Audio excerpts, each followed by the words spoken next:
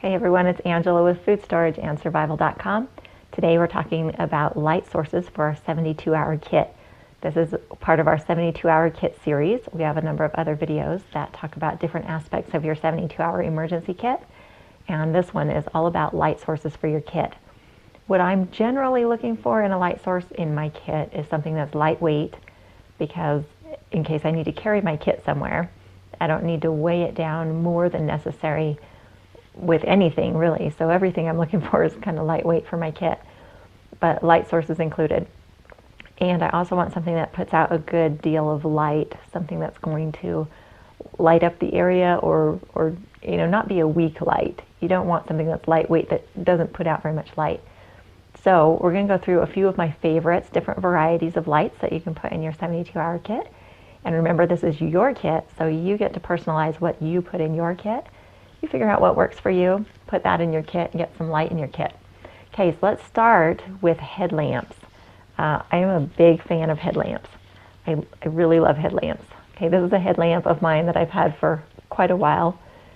It has the battery pack in the back, light in the front, elasticities going out of the straps, so I've got a safety pin in it to hold it tight enough. It's kind of bulky and heavy as far as headlamps go because it does have the battery pack in the back. It kind of helps have a little more power with that much battery though. This one has a strap that goes over your head, so it helps hold it on. A lot of your headlamps, this is another one, another favorite of mine, a lightweight, a little bit smaller. This one does AAA batteries, the other one does AA's, and all the battery and the lights all up front, and so there's no over the head strap. It's just not that heavy. Doesn't need that. Nice little lights though. That one has a red option. Let's see, white, bright, different variations. So check that out on your headlamp, what kind of lights it has. Not all of them have that red light. Most of them will have different levels of light though. So a high beam, a low beam, and sometimes a strobe light. Just check that out, see what your headlamp has, what you want for your kit, what you want to get the variety that you want of headlamp. Okay, next option for your kit is a standard flashlight. And maybe there's no such thing as standard, okay, but flashlight, you know what I'm talking about. We'll go through a few of my favorites here. I actually picked this one up. It's not very big, lightweight, fairly well built. It runs on AAA batteries, and it's an LED light. Picked it up at Walmart in the camping section for $1. Okay, you can't even buy 3 AAA batteries for $1. So it's really a good deal. It's a bright little light, and if my kids destroy it, I'm not too concerned because it was $1. Okay, LED lights are good. The bulbs don't break, and they also use less battery than a standard bulb light. Okay, here's another little LED light that just clips onto a 9-volt battery. Snaps right onto the top, and it has high and low as well. Nice little light. Okay, let's see. Oh, here's one that I don't recommend. This is one of the shaky kinds, and I've actually tried a number of flashlights. I'm kind of a flashlight junkie, but I've tried a number of them that are power yourself, either the crank or the shake kind of lights, and they come with batteries in them. And so you think these are really great lights, but as soon as those batteries are actually dead and you try to use the shake or the crank, it takes a lot of work to get a little bit of light. This one takes a ton of work to get a little bit of light. It's called the Hot Shot, and I can't remember where I got it. And then when the batteries died, I went to replace the batteries, and they're like flat button cell batteries, really, really expensive. So really not worth it. It doesn't put out a ton of light, so I won't be getting another one of those, but just kind of heads up for you guys. All right, oh, here's a light that we actually do really like. It's kind of heavy for a kit light, but it's called the Slide by Nebo. It's magnetic here, so you can stick it to your car or whatever is metal, and it holds the light for you. Okay, really, really bright light. This one lights up really bright and also has an area light to work with. And that I really like, because sometimes your spotlight is good and sometimes you want to light up an area. And so one that will do both plus hold itself by sticking to your car or other metal surface, that's pretty handy. Okay, let's see. Oh, one more type of flashlight we're going to talk about, and that's your keychain light. And these are, I'd recommend putting one of these on every kit just because they're super lightweight, they're small, they're inexpensive, and you can clip it to the outside, like to the zipper of your kit, and then it's available really quickly. You can get them to where they're just push button lights. They don't put out a ton of light, but they will help you find your other lights or find something else. You can go, you know, I've been out in the dark and used my keychain light. This is actually on my keys, so I've used it a number of times. Mine has a little slider on it that you can also hold it, turn it on so it'll keep itself on, so you don't have to keep squeezing it. And that's really handy. I would definitely recommend looking for one that will stay on by itself. Okay, next option for lights. We've been through headlamps and flashlights. Next one is glow sticks. Glow sticks, again, an inexpensive option to put in your kit. This one's really old. It's been in my kit for a long time. The foil's starting to come apart, the wrapper here. But the idea with these is that there's an outer tube and an inner tube. And the inner tube is glass, it's breakable. And when you want to light it up, there's chemicals inside each tube. So you break that inner tube and shake it, and then it's supposed to light up. Now I'm telling you it's supposed to light up because I know that this one's been in my kit way too long and it doesn't light up. Sometimes the drawbacks with these, this is one of them, is that if they get old, they start getting dimmer to where they don't light up quite so brightly, and some won't light up at all. If they happen to get broken in your kit, if that inner tube gets broken while it's sitting in your kit, then it will light up in the bag, and then when you go to use it, it's got no life left. The other drawback to them is that they are one-time use. So you're going to get 8 hours, 10 hours maybe of light out of one of these, and then you won't be able to use it again. They are plentiful in stores around holidays like Halloween and Independence Day, because those are times I guess kids are going to be out after dark.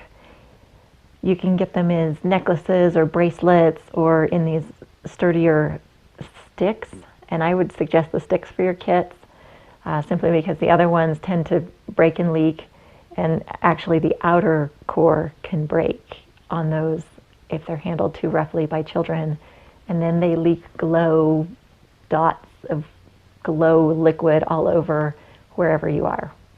Yeah, because we've had that happen. It was really pretty all over the carpet.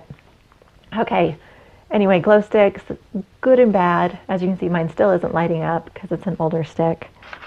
All right, an alternative to your standard glow stick is a reusable glow stick. These, we love these for kids. Love them for our kids. I love them for me too, but they don't put out as much light as a fresh glow stick. But they will glow all night. They provide you some ambient light. If you have 3 or 4 of them, this one's made by UV Pack Light, and this is the tube light. They also have smaller glow sticks, and they have pack lights that are super lightweight and they're flat. I have their matte light here, and the matte light is flat, but it's not as lightweight as the pack lights. And so we have actually a lot of their products. They have them in different configurations. Really, really like them. They need to be charged up with some sort of light, so you can hang it on the outside of your kit and let it absorb the sunlight, or charge it up with a flashlight. Let me see. And it doesn't take very long to get it charged up. Yeah, it's already, I don't know if you can see that, but it's glowing more than it was before I hit it with the light. So they're really quick. They give off, fair amount of light. You're not going to see at a distance with them, but you can see in your tent with them. And we, like I said, we really like them for the kids because they get to have some light at night that's not costing me anything in batteries or glow sticks. And it lights up enough that they feel like they've got some light, but not so much that it's obnoxious to the other people in the tent. Yeah, I'm a huge fan of these. We have these tucked all over in our camping equipment. Okay, let's see, one more. Oh no, a couple more. All right, next one is a candle lantern. This is a candle lantern by UCO, and I really don't know if they say UCO or if they say UCO or something like that. Candle lantern. They're made for backpackers, so they are lightweight. It's aluminum, and it's got, this one's the micro, so it has tea lamps in it, the little tea light candles. And it holds 2 candles, so you're lighting one and then it has a spare one inside. A handy little thing. So you take off the bottom and then it's got a spare light inside there. Lightweight. Like I said, the only thing you'd want to be careful with these, this gives off an ambient light. It's not going to give you a directional light, but it'll light up your tent or room or whatever you're in.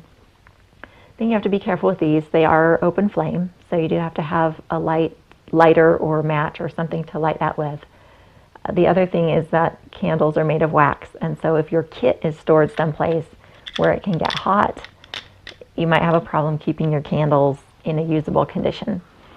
These have an optional carry case, a neoprene sleeve to kind of protect them, because that, I can't remember what you call it. This little glass part here is actually glass. And so you want to keep it safe and keep it so it won't break if it's getting bounced around in your bag. Okay, put it back away. It all goes into the little sleeve. Goes into your kit just like that. All right, last but not least, we have our handy dandy cell phone light. Let's see, turn mine on. Okay, your cell phone probably has a light that you can use as a flashlight. This is my number one probably go-to on an average day for an emergency light source. If I don't have my keys with me, I do have my phone with me, so I can light up, use that for a flashlight, and I use it quite a bit. However, in an emergency situation, there's a number of other uses for a cell phone, primarily communication, that you don't want to suck the battery out by using it as a flashlight. That flashlight app, criminy, uses batteries almost as fast as my kids playing games on the phone. Not quite, but pretty close. It sucks battery out of there. So you want to conserve your battery, have some other light sources, but that is one that you could use in an emergency, especially if you didn't have something else with you or ready to use. All right, we've talked about quite a few light sources, so what's your favorite? Did I mention it? Did I not? Leave me a comment. Let me know what you like to have in your 72-hour or emergency kit for light. All right, thanks so much for joining me. This is Angela, foodstorageandsurvival.com.